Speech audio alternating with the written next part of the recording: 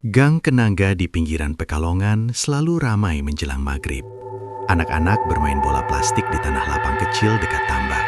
Ibu-ibu duduk di teras sambil melipat jemuran, sesekali menegur anak yang terlalu jauh berlari. Bau asin laut bercampur dengan aroma bawang goreng dari dapur-dapur rumah petak. Di ujung gang berdiri musola kecil bercat hijau muda.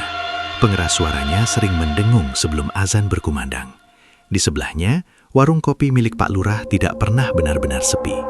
Sopir-sopir ekspedisi biasa nongkrong di sana, membicarakan ongkos kirim, harga solar, dan jalan pantura yang makin padat. Rian duduk di bangku kayu panjang, menatap gelas kopi hitamnya yang mulai dingin. Usianya belum genap 30. Wajahnya masih terlihat muda, tapi garis lelah sudah mulai tampak di bawah matanya.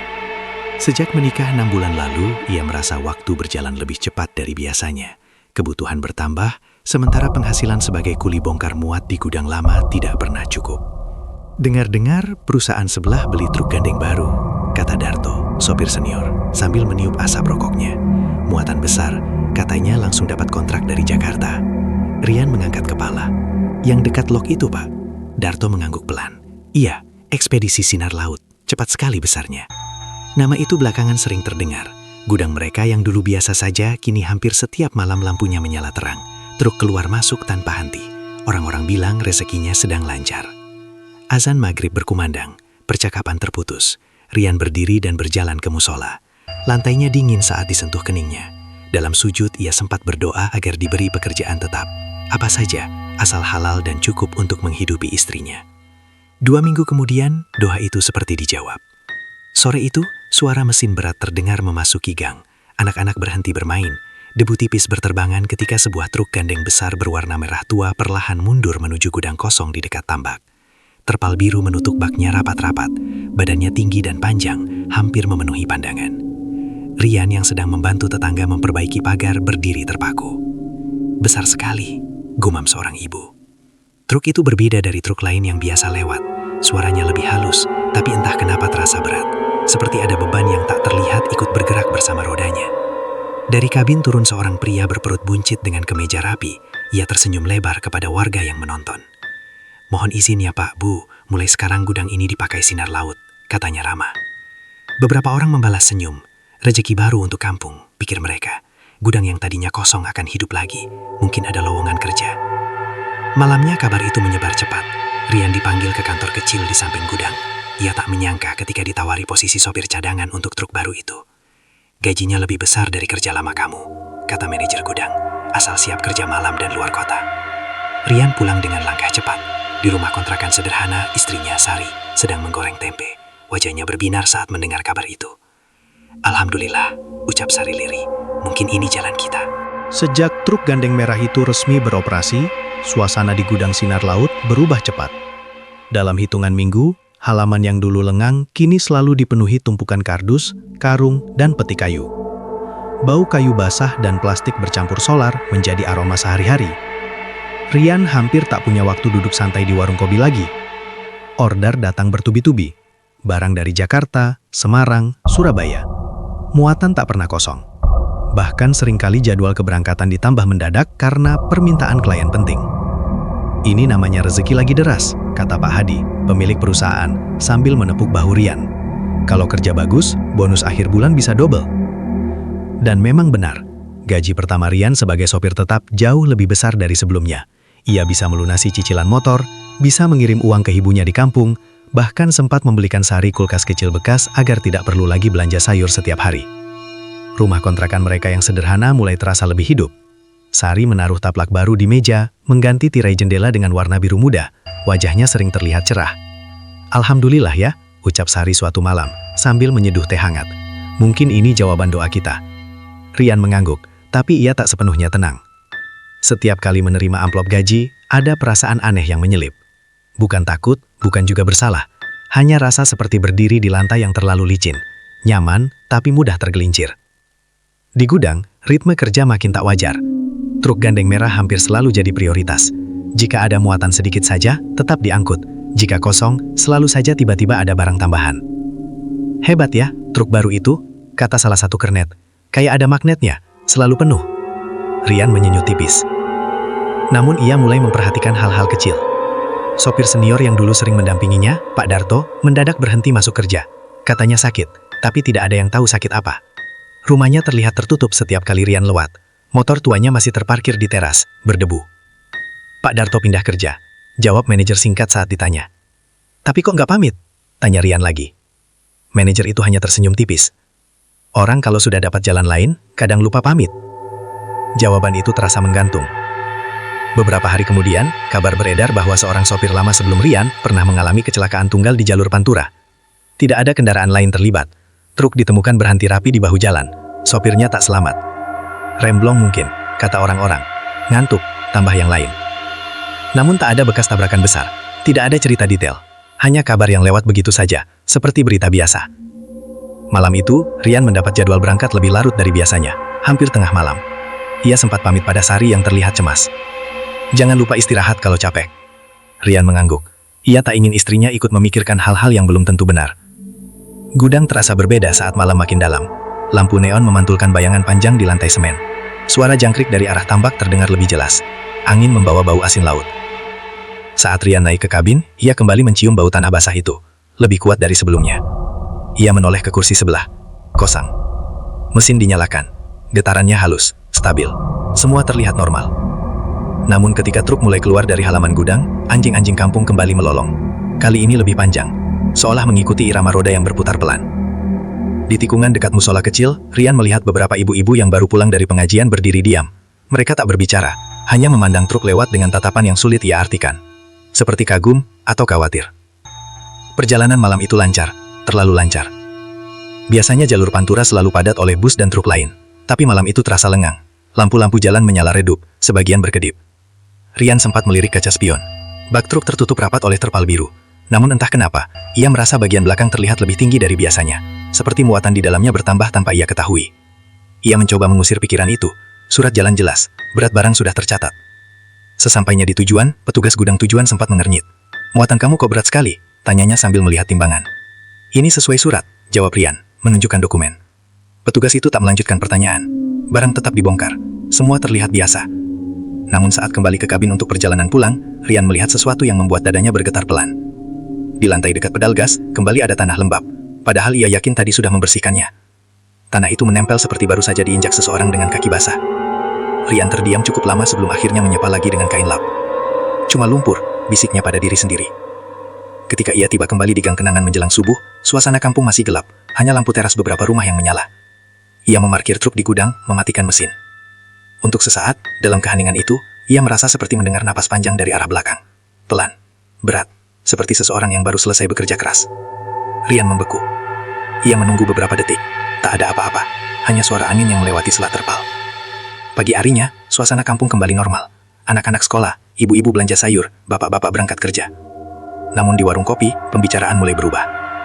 Sejak truk itu datang, kok rasanya beda ya? Gumam Pak Lurah. Beda gimana? Tanya yang lain. Ya, terlalu cepat majunya. Kata-kata itu menggantung di udara. Rian yang duduk di sudut hanya diam. Ia memegang gelas kopinya lebih lama dari biasanya. Rezeki memang terasa. Pengumuman itu ditempel di papan kecil dekat kantor gudang. Kertasnya putih, masih baru. Nama-nama sopir ditulis rapi dengan spidol hitam. Rian awalnya hanya lewat sambil membawa berkas surat jalan. Ia tidak terlalu memperhatikan, sampai matanya berhenti pada satu baris. Jumat Kliwon, 23.45, Rian, truk gandeng merah. Tangannya terasa sedikit dingin. Kenapa bengong? Tanya Joko, kernet muda yang berdiri di sampingnya. Rian menggeleng pelan. Enggak apa-apa. Joko ikut melihat papan jadwal itu. Wah, dapat jadwal malam keramat, katanya setengah bercanda.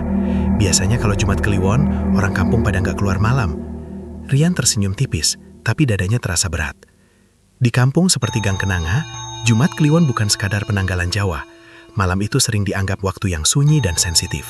Beberapa orang memilih tidak bepergian jauh. Ibu-ibu menutup pintu lebih awal. Bahkan warung kopi Pak Lurah biasanya tutup sebelum jam 11. Sore harinya, Rian pulang lebih cepat untuk istirahat. Sari sedang menyapu halaman kecil depan kontrakan. Besok aku berangkat agak malam, kata Rian pelan. Jam berapa? Tanya Sari tanpa curiga. Hampir tengah malam. Sapu di tangan Sari berhenti sejenak. Kok malam sekali? Jadwal baru, katanya biar nggak kena macet. Sari mengangguk, tapi raut wajahnya berubah sedikit. Ia bukan orang yang percaya berlebihan pada hal mistis, tapi ia dibesarkan di keluarga yang menghormati hitungan hari. Malam itu, setelah Isya, Rian pergi ke musola. Ustadz Rahman sedang memberi ceramah singkat karena kebetulan malam itu bertepatan dengan pengajian rutin. Rezeki itu sudah diatur, suara Ustadz terdengar tenang.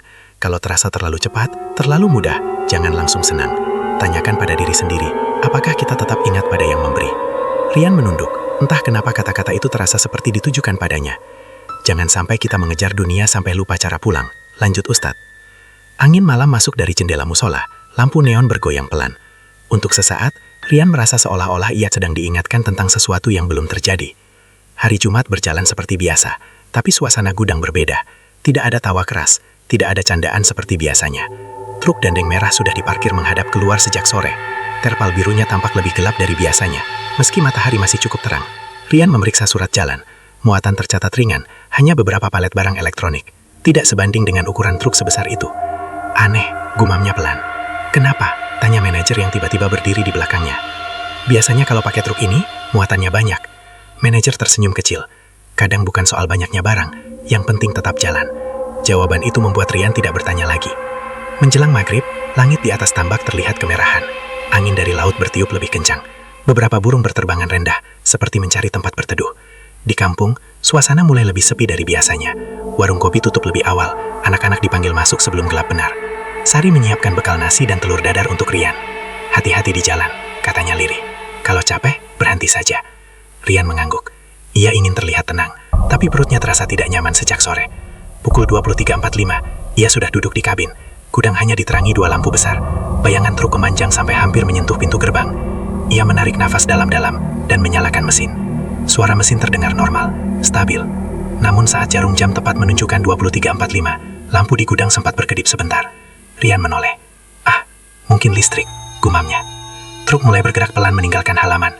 Begitu memasuki Gang Kenanga, suasana terasa ganjil. Perjalanan malam Jumat Kliwon itu tidak berakhir dengan kejadian besar. Tidak ada kecelakaan, tidak ada kabut tebal yang menelan jalan. Rian sampai di gudang tujuan menjelang subuh dengan selangat. Namun justru karena semuanya terlihat baik-baik saja, perasaan ganjil itu semakin sulit ia abaikan. Petugas gudang tujuan menguap sambil menerima surat jalan. Lampu-lampu neon menyala pucat. Beberapa pekerja bongkar muat mulai membuka terpal biru di bak belakang. Rian turun dari kabin dan berdiri tidak jauh dari sana. Saat terpal dibuka, angin dini hari berembus pelan. Tidak ada yang aneh pada muatan. Hanya palet-palet barang elektronik seperti yang tertera di surat jalan. Namun salah satu pekerja tiba-tiba mengernyit. "Mas, ini kok berat banget ya?" katanya sambil mendorong palet pertama. "Berat gimana?" tanya Rian. "Kayak lebih dari biasanya." Rian terdiam. Semua barang akhirnya tetap diturunkan. Tidak ada yang rusak. Tidak ada tambahan misterius. Tidak ada benda asing di antara kardus-kardus itu. Tapi ketika truk sudah kosong dan Rian naik kembali ke kabin untuk memarkir ulang, ia melihat sesuatu di kaca spion. Bak belakang tampak lebih rendah, seolah masih memikul beban. Padahal ia tahu benar, muatan sudah turun semua. Ia memutar badan dan melihat langsung ke belakang. Kosong. Hanya lantai besi yang memantulkan cahaya lampu gudang. Kurang tidur, gumapnya pelan. Perjalanan pulang terasa lebih sunyi. Langit mulai memucat, tanda pagi akan datang. Jalan pantura masih lengang. Rian mencoba menenangkan diri dengan membaca sholawat pelan. Tangannya tetap disetir, tapi pikirannya melayang ke musola kecil di Gang Kenanga, ke suara ustadz yang mengingatkan tentang rezeki. Sesampainya di gudang sinar laut, suasana masih gelap. Hanya satu lampu yang menyala di kantor kecil. Ia memarkir truk seperti biasa, mematikan mesin, lalu turun. Ketika menutup pintu kabin, ia kembali mencium bau tanah basah itu. Lebih tajam dari sebelumnya. Ia menghela napas dan berjalan ke belakang. Terpal biru sudah terikat rapi, tidak ada yang berubah. Namun saat ia melangkah ke sisi kiri truk, kakinya terasa seperti menginjak sesuatu yang lembek. Rian menunduk. Di lantai semen gudang, tepat di bawah bak truk, ada bekas tanah yang menempel. Tidak banyak, tapi cukup jelas. Warna coklat gelap, masih tampak lembab. Padahal gudang itu kering, tidak ada hujan semalam. Ia berjongkok, menyentuh tanah itu dengan ujung jari. Dingin, seperti baru saja diambil dari dalam tanah. Rian berdiri perlahan. Perasaannya campur aduk antara takut dan tidak ingin percaya. Ia mengambil sapu dan membersihkannya cepat-cepat. Tidak ingin orang lain melihat dan mulai bertanya. Beberapa hari setelah itu, pekerjaan semakin padat. Gudang hampir tidak pernah kosong. Bahkan Pak Hadi, pemilik perusahaan, terlihat semakin jarang pulang cepat. Ia sering berada di kantor sampai larut malam. "Kontrak baru lagi," kata Joko suatu sore dengan wajah sumringah. "Katanya perusahaan kita bakal jadi yang terbesar di sekitar sini." Rian tersenyum, tapi hatinya tidak sepenuhnya ikut senang.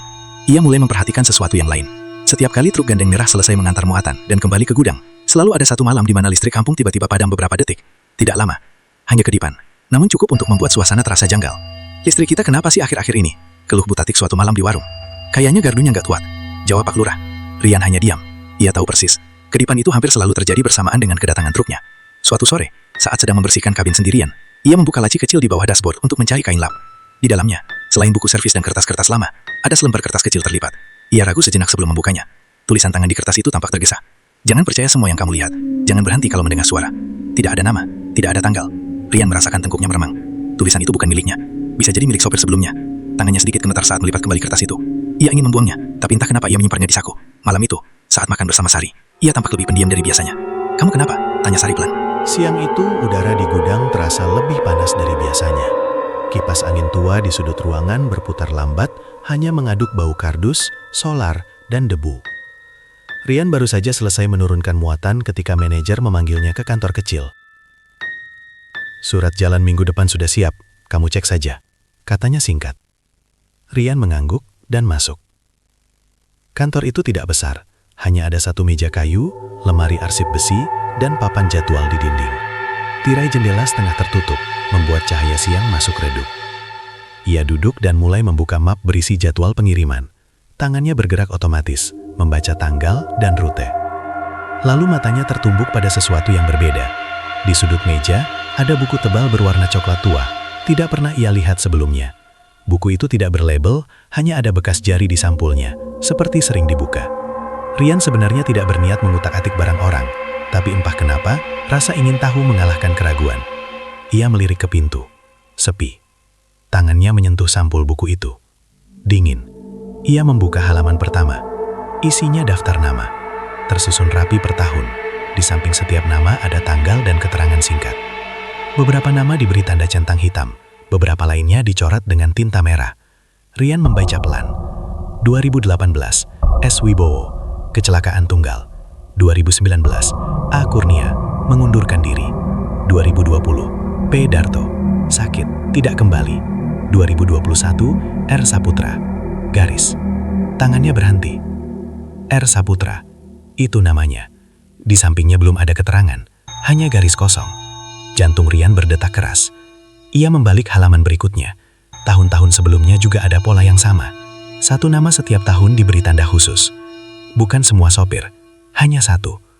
Ia mencoba mengingat cerita-cerita yang pernah ia dengar di warung. Sopir yang kecelakaan, sopir yang pindah tanpa pamit, sopir yang sakit mendadak.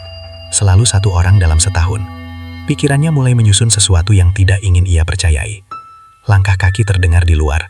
Rian cepat-cepat menutup buku itu dan menggesernya kembali ke posisi semula. Manajer masuk sambil membawa ponsel di telinga. Ia tidak langsung memperhatikan Rian. "Sudah lihat jadwalnya?" tanyanya setelah menutup telepon. "Sudah, Pak," jawab Rian, berusaha terdengar biasa. Manajer menatapnya beberapa detik. Tatapan yang sulit dibaca. "Kamu kerja yang tenang saja. Kalau loyal, perusahaan juga jaga kamu." Kata-kata itu terdengar seperti nasihat, tapi juga seperti peringatan. Sepulang kerja, Rian tidak langsung ke rumah. Ia berhenti di warung kopi Pak Lurah. Suasana sore itu tidak terlalu ramai. Darto, yang katanya pindah kerja, ternyata duduk di pojok, sendirian. Rian terkejut. "Pak, katanya Bapak sudah nggak kerja lagi." Darto tersenyum tipis. Wajahnya terlihat lebih pucat dari sebelumnya. "Sudah," jawabnya pendek. Rian duduk di depannya. Ada banyak pertanyaan di kepalanya, tapi ia tidak tahu harus mulai dari mana. "Pak Darto," ia akhirnya memberanikan diri. "Kenapa berhenti?" Darto tidak langsung menjawab.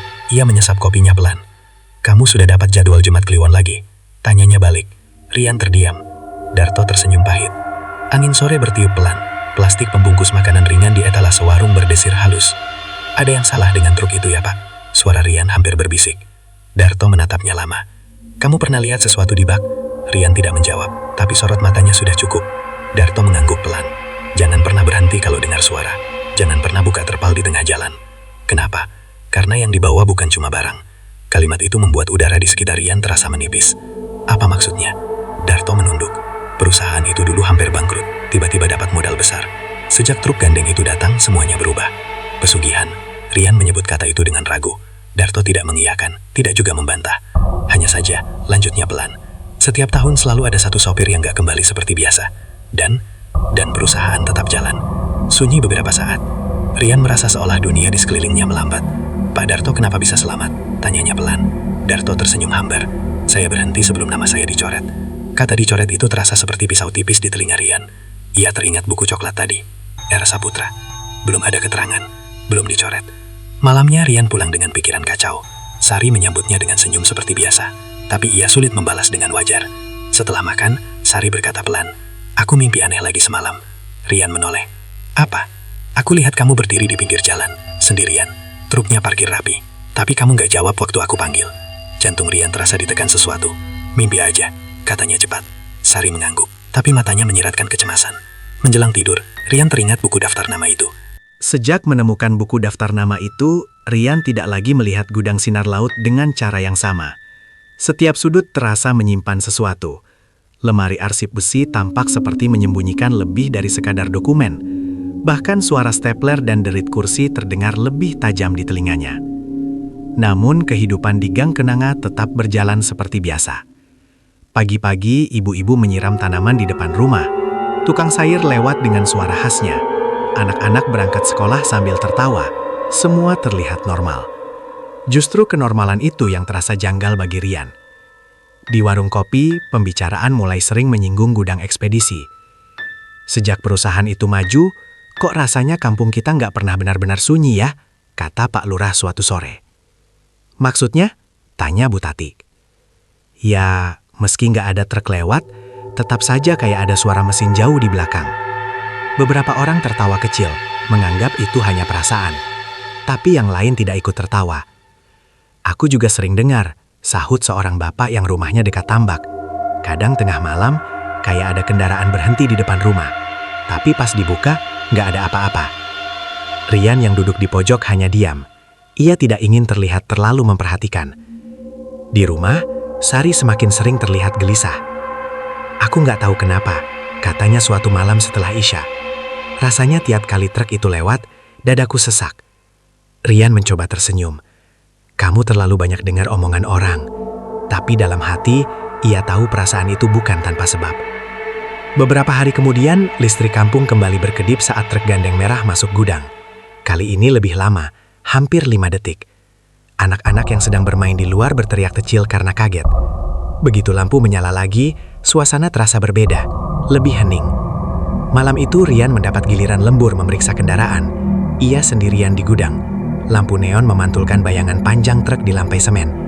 Ia berjalan mengelilingi gandeng merah itu pelan. Tangannya menyentuh badan truk yang dingin. Di sisi kanan bak, tepat di bawah terpal biru, ia melihat sesuatu yang membuat langkahnya berhenti. Bekas telapak tangan. Bukan bekas debu biasa. Telapak itu tampak seperti tercetak dari tanah basah. 5 jari lengkap, mengarah ke bawah, seolah seseorang pernah mencoba memegang bagian luar bak dari dalam. Rian menelan ludah. Ia mengedipkan mata, berharap itu hanya noda biasa. Namun ketika ia menyentuhnya, tanah itu terasa lembab dan dingin. Ia mundur 1 langkah. Gudang terasa lebih sempit. Suara angin dari arah tambak masuk melalui celah pintu, membuat terpal biru berkibar pelan. Dalam kibasan itu, Rian merasa seperti mendengar bisikan. Tidak jelas, tidak berbentuk kata, hanya suara rendah yang membuat tengkuknya meremang. Ia segera mengambil kain lap dan menghapus bekas telapak tangan itu. Tangannya gemetar. Setelah bersih, ia berdiri diam cukup lama. Dalam pikirannya, potongan-potongan kejadian mulai menyatu. Daftar nama, 1 sopir setiap tahun, Jumat Kliwon, bau tanah, ketukan dari bak, telapak tangan dari dalam. Ia teringat ucapan Darto. Yang dibawa bukan cuma barang. Keesokan harinya, pengajian ibu-ibu di musola terasa lebih ramai dari biasanya. Entah kenapa, topik pembicaraan berputar-putar pada soal rezeki. "Kalau rezeki itu datangnya mendadak dan besar, kita harus hati-hati," kata seorang ibu yang dikenal taat beribadah. "Takutnya bukan rezeki yang berkah." Sari yang duduk di barisan belakang hanya mendengarkan. Sepulang pengajian, ia berjalan pelan bersama Bu Tatik. "Suamimu sekarang sering bawa truk besar itu ya?" tanya Bu Tatik hati-hati. "Iya, jaga dia baik-baik. Kadang usaha besar itu ada hitungannya sendiri."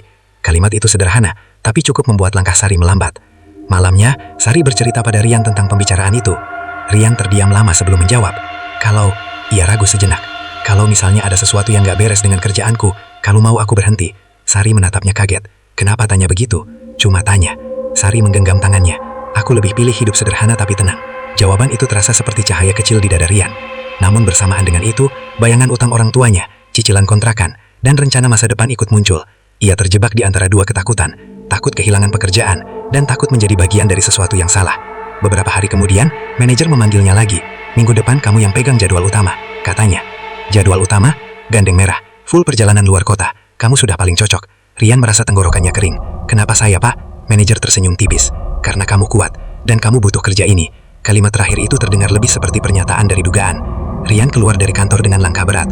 Di papan jadwal, namanya tertulis lebih sering dari sebelumnya, seolah-olah perlahan didorong ke posisi tertentu. Sore itu, saat matahari hampir tenggelam, ia berdiri di depan gudang memandangi truk besar itu. Terpal birunya berkibar pelan. Bayangannya jatuh panjang ke arah kampung. Anjing-anjing mulai menggonggong tanpa sebab jelas. Di kejauhan, dari arah tambak, terdengar suara seperti sesuatu diseret pelan di atas tanah basah. Rian memejamkan mata sebentar. Ia mulai sadar, bukan hanya dirinya yang merasakan perubahan. Kampung pun mulai berbisik, dan bisikan itu semakin lama semakin jelas, meski tak pernah diucapkan terang-terangan. Bahwa rezeki yang terlalu lancar seringkali bukan hadiah, melainkan cicilan, dan setiap cicilan pasti ada yang harus dibayar. Angin dari arah tambak bertiup lebih kencang sore itu. Bau asin laut bercampur dengan aroma lumpur yang mengering di pinggir sawah. Rian berdiri cukup lama di depan gudang, memandangi truk gandeng merah seperti seseorang yang sedang mencoba memahami wajah lawan bicaranya. Terpal biru itu berkibar pelan. Tali-talinya terikat kuat, tapi entah kenapa selalu terlihat seperti menyembunyikan sesuatu. Sejak namanya makin sering muncul di jadwal utama, tidur Rian tidak pernah benar-benar nyenyak. Ia sering terbangun karena merasa ada suara mesin berhenti di depan rumah. Kadang hanya mimpi, kadang tidak yakin. Sore itu ia memutuskan mencari Darto lagi. Warung kopi Pak Lurah masih setia menjadi tempat orang-orang melepas penat. Darto duduk sendirian, seperti biasa. Wajahnya semakin tirus, tapi sorot matanya tajam.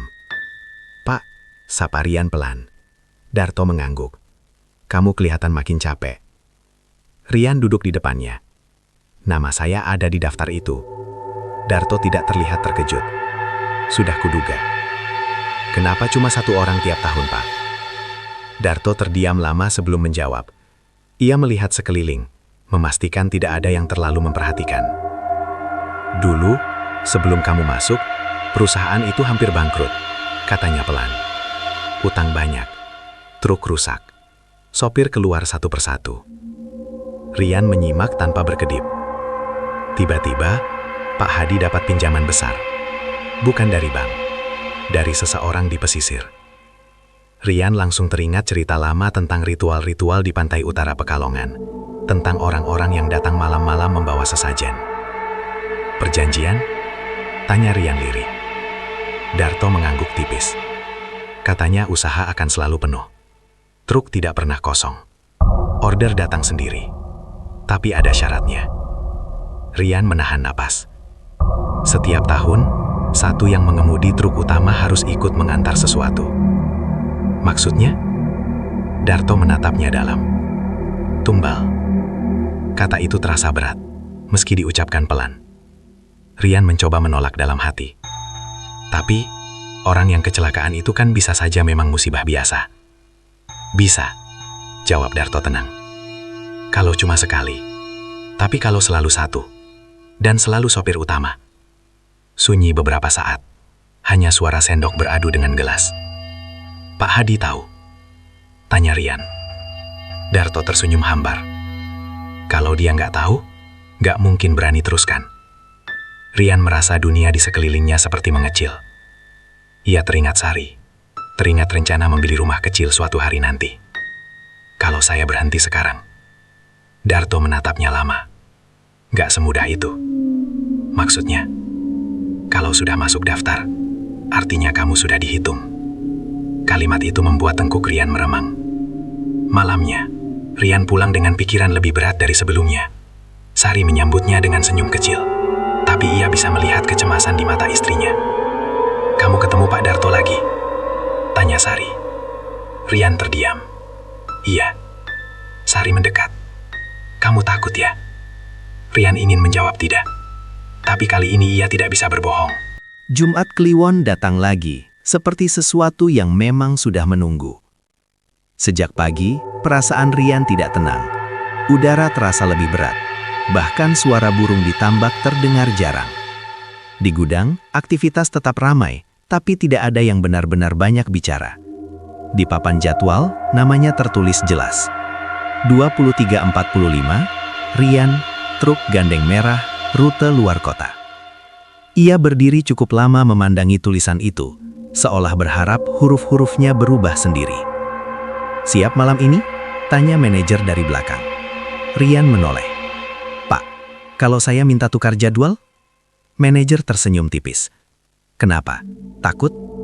Rian tidak menjawab. Tenang saja, semua sopir pasti dapat giliran. Lanjutnya, ini cuma kerja. Cuma kerja. Kata itu terdengar ringan, tapi terasa seperti beban besar.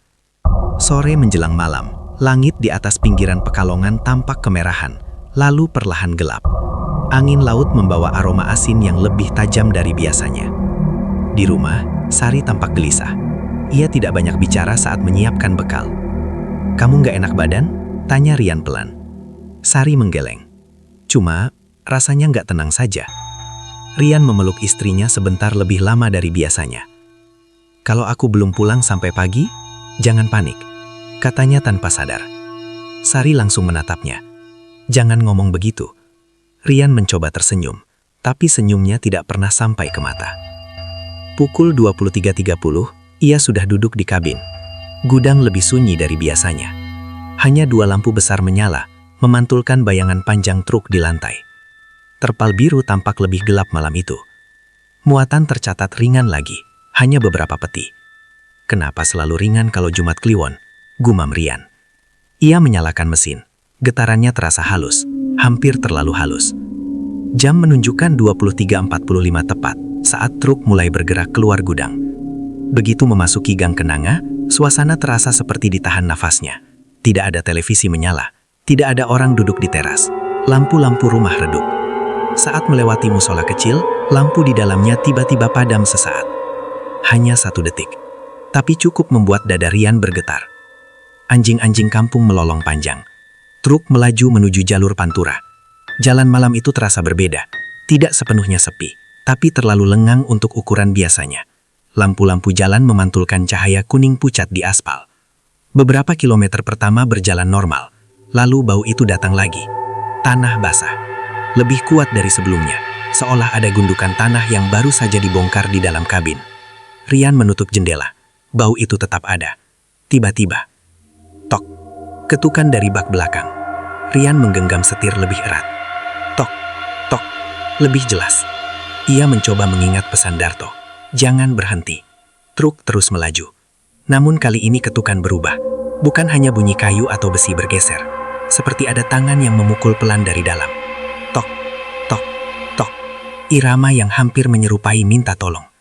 Nafas Rian mulai tidak teratur. Radio tiba-tiba menyala sendiri. Tidak ada lagu, hanya suara desis. Di sela desis itu terdengar sesuatu. Samar, seperti suara perempuan memanggil. Rian. Tangannya langsung dingin. Itu suara Sari. Ia tahu betul suara istrinya. Rian, berhenti. Air mata hampir keluar tanpa ia sadari. Cuma halusinasi, bisiknya keras-keras. Namun suara itu terdengar lagi, lebih dekat. Rian, setir terasa berat. Truk mendekati jembatan kecil di atas tambak, tempat yang selalu membuatnya tidak nyaman. Saat roda depan menyentuh jembatan, suara dari belakang berubah menjadi gesekan panjang, seperti sesuatu diseret pelan di atas lantai bak. Truk terasa lebih berat. Jarum indikator berat kendaraan di dashboard bergerak naik, meski muatan sedikit. Rian menahan nafas. Di kaca spion, ia melihat terpal biru di belakang menggembung, seperti ada sesuatu di dalamnya yang berdiri. Bentuknya samar, tinggi, diam, menghadap ke depan. Jantung Rian seperti berhenti 1 detik. Ia berkedip cepat. Bayangan itu masih ada. Terpal bergerak pelan mengikuti angin, tapi bentuk di belakang tidak goyah. Suara Sari kembali terdengar dari radio. Berhenti. Aku di sini. Air mata Rian jatuh tanpa ia sadari. Jangan. Bisiknya pada diri sendiri. Jangan berhenti. Setir makin berat. Truk hampir melambat sendiri. Ia menekan pedal gas lebih dalam. Mesin meraung keras, memecah sunyi malam. Ketukan berubah menjadi hantaman keras dari dalam bak. Brak, seperti sesuatu menabrak dinding besi. Rian hampir kehilangan kendali. Di depan, ujung jembatan semakin dekat. Ia tidak tahu apa yang akan terjadi jika ia berhenti. Ia tidak tahu apa yang akan terjadi jika ia membuka terpal. Ia hanya tahu satu hal. Jika perjanjian itu benar, maka malam ini mungkin adalah malam namanya dicoret. Dengan sisa keberanian yang ia punya, Rian memejamkan mata sepersekian detik dan terus menekan pedal gas. Truk meluncur turun dari jembatan. Begitu roda belakang menyentuh aspal penuh, semua suara mendadak berhenti. Radio mati, ketukan hilang, bau tanah perlahan memudar. Rian tidak ingat jelas bagaimana ia sampai di gudang tujuan malam itu. Jalan terasa seperti potongan-potongan yang terlewat begitu saja. Lampu, aspal, marka putih, semuanya seperti mimpi yang dipercepat. Yang ia ingat hanya satu, ia tidak berhenti. Sesampainya di gudang luar kota, suasana terasa normal. Terlalu normal. Petugas jaga menerima surat jalan tanpa banyak bicara. Muatan dibongkar seperti biasa. Tidak ada tambahan, tidak ada benda asing. Kosong. Benar-benar kosong. Namun ketika Rian berdiri memandangi bak truk yang sudah terbuka, ia merasakan sesuatu yang sulit dijelaskan. Seperti baru saja mengantar sesuatu yang tidak kasat mata. Seperti ada beban yang tadi ikut bersamanya, lalu turun tanpa suara. Ia menelan ludah. Perjalanan pulang dimulai menjelang subuh. Langit di ufuk timur mulai memucat. Jalan Pantura tidak lagi terlalu sepi. Tapi tubuh Rian terasa berbeda. Bukan lelah biasa. Ada dingin yang merayap dari tengkuk turun ke punggung. Seperti angin yang tidak terlihat terus mengikuti dari belakang. Saat melewati jembatan kecil di atas tambak untuk terakhir kalinya pagi itu, ia tidak lagi mendengar ketukan. Tidak ada suara radio menyala sendiri. Semuanya sunyi. Namun justru sunyi itu terasa seperti keputusan. Seperti sesuatu telah selesai. Truk memasuki gang kenanga saat azan subuh mulai berkumandang dari musola kecil. Cahaya biru pagi menyelimuti rumah-rumah. Rian memarkir truk di gudang seperti biasa. Mesin dimatikan. Ia duduk beberapa detik di kabin, memandangi setir. Tangannya gemetar ringan. "Aku masih hidup," bisiknya pelan. Ia turun perlahan. Udara pagi terasa dingin dan lembab. Saat berjalan mengelilingi truk untuk memastikan semuanya aman, langkahnya terhenti. Di lantai semen gudang, tepat di bawah bak belakang, ada gundukan kecil tanah basah. Lebih banyak dari sebelumnya. Seperti tanah yang baru saja ditumpahkan. Rian menatapnya lama. Tanah itu membentuk garis memanjang. Dan di ujungnya, ada sesuatu yang membuat nafasnya tercekat. Bekas seretan. Seolah sesuatu yang berat baru saja ditarik keluar. Ia mundur satu langkah. Tiba-tiba kepalanya terasa ringan. Pandangan sedikit kabur. Ia berpegangan pada badan truk. Dari dalam gudang, terdengar suara langkah manajer. "Kamu sudah sampai?" tanyanya biasa. Rian mencoba menjawab, tapi suaranya terasa jauh. "Iya, Pak." Manajer berjalan mendekat. Matanya sekilas melihat tanah di lantai, tapi tidak menunjukkan reaksi terkejut. Hanya satu tatapan cepat. Lalu kembali biasa. "Kamu istirahat saja. Nanti sore kita bicara jadwal berikutnya." Jadwal berikutnya.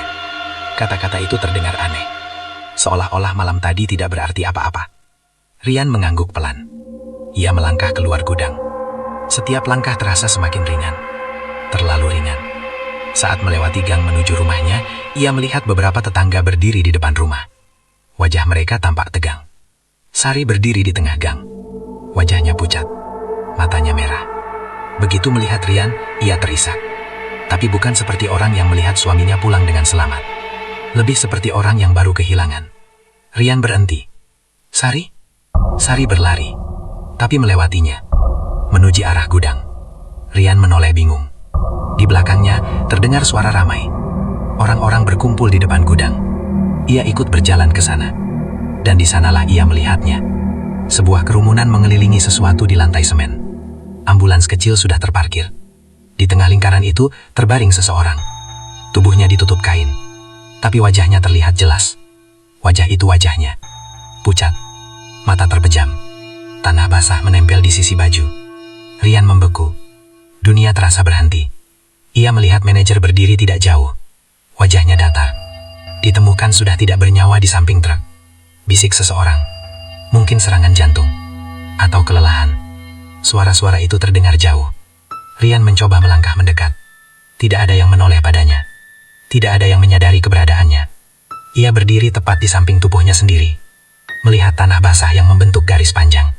Melihat ujung garis itu mengarah ke bawah bak truk. Dan di kaca spion truk gandeng merah, ia melihat pantulan sesuatu. Bayangan samar berdiri di belakangnya. Tinggi. Diam. Menunggu. Tiba-tiba ia mengerti. Ia memang tidak berhenti di jembatan. Ia memang tidak membuka terpal. Ia memang berhasil menyelesaikan perjalanan. Tapi perjanjian itu tidak pernah soal berhenti atau tidak. Perjanjian itu soal daftar. Dan namanya sudah ada di sana. Satu setiap tahun. Bukan kecelakaan. Bukan kebetulan. Melainkan hitungan. Sari menangis di dekat tubuhnya. Kenapa kamu pergi sendiri? Isaknya. Rian ingin memeluknya. Ingin berkata bahwa ia di sini. Tapi tangannya menembus udara kosong. Truk gandeng merah berdiri diam. Terpal birunya bergerak pelan tertiup angin pagi. Di kantor kecil, bukuk coklat tua itu kini terbuka. Pada halaman tahun ini, di samping nama, R. Saputra, telah ditarik satu garis merah tebal.